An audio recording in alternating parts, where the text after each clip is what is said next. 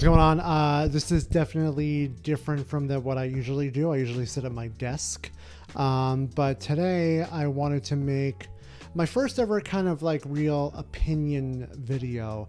So I figured instead of like doing it at my desk where I do most of my video recording, I figured let's just chill on my couch and talk about things and stuff like that and go over kind of what I've been thinking about recently with some things happening in the film photography world. Again, I'm not someone that really is like super like, let's hear my opinion and stuff like that. I'm not really into that whole thing. I think, I am a film photographer and, digital photographer who really wants to hear my opinions on things. But there's something that I've been wanting to talk about that a lot of other film photographers on YouTube are also talking about. And I figured, let's give it a shot. Let's talk about it. Let's have a casual conversation about it. So basically what I just want to talk about today is Kodak.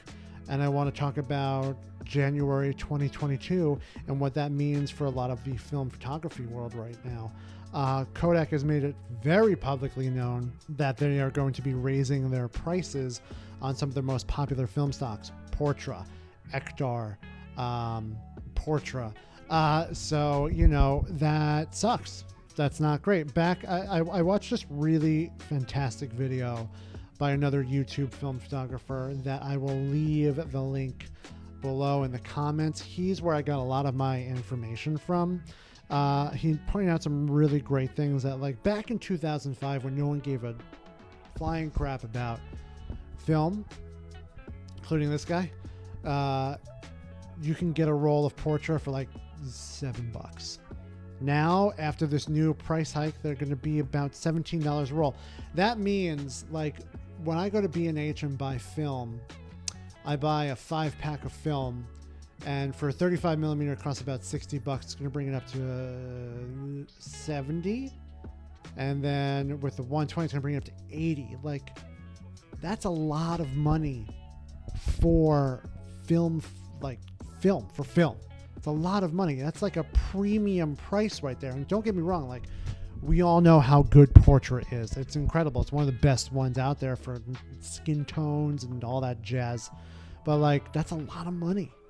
And you're going to be, like, losing people because of that, because they're not going to want to pay those prices. And you're going to lose out on, like, the young crowd, like, that's getting into film photography. Now, yes, they're keeping their lower stock, like Color 200 and Ultra Max and stuff like that, lower price. That's their entry. That's like, the entry iPhone. I can finally talk about Apple products because I don't work at Apple anymore. They that's how they rope you in. But, like, still, man, like, where's that money going? Is it just going to profit, or are you building more machines to make these better? And are you bringing out more film stocks that we missed, like Kodachrome? Remember that thing? People love that shit. Bring it back. But it's not only them. Fuji's doing it, and even to the sense the cheaper alternative, lomography, the prices are going up. It's because the demand is there. Shut up, computer. It's because the demand is there, and they're capitalizing on that. Now, I'm not going to get into the whole capitalism thing, this, that, and the other thing. I'm just going to say, like, they're doing it because they know people care about it now. But, like, Fuji has discontinued a bunch. I mean, 400H, Provia, like, they've discontinued a bunch, and they don't have a bunch left. They're going full on into digital, which is great. But, like, Kodak, the video also pointed out that they're becoming like the luxury film brand. Like, if you want to shoot Kodak Portra, you're shooting luxury stuff. So what am I getting at here? Like, what am I trying to say here? So I think for me, like, I'm not going to stop shooting film. I love it. Like, I just love the slowed down process, the results I get back, the colors, the tones, the nostalgia, the analog, all of that. But I am going to back up a little bit more than I was, like, middle, early pandemic. Back then I was just like loosey-goosey. Let's freaking shoot film every day and go get it developed. Even getting it developed is getting expensive. Everything's just getting way too expensive. And I don't make a ton of money on my work and all that, but, like, I'm going to still shoot it, but I think I'm going to shoot it for specific things. So like an art project I want to do, or maybe just a portrait project I want to do. Or if I'm going somewhere, like, in January, I'm going to Disney World. I'll probably bring my film camera with me there. Then I'm going to London and Paris in the in the spring. And then maybe to Arizona in the spring too. I'm going to shoot film there because that's like special times and stuff like that. And that's special occasions. But as far as like, carrying a camera with me everywhere and shooting more often, I've been shooting a lot more digital now. I mean, I'm shooting a lot of digital for my work, and I'm also shooting a lot of digital for, with my Fuji 100, my Fuji X100V. I love that thing. And the great thing about that is you can make recipes that look like the classic film stocks that I love, like Portra, Superior, Kodachrome, Ektar, Ilford, all of that you can build into your camera, which I think is awesome. But for right now, I'm going to back up on film, and I say, like, to Kodak and Fuji and all the film companies out there, like, use our money to do good things. Bring back good film stocks that we're missing.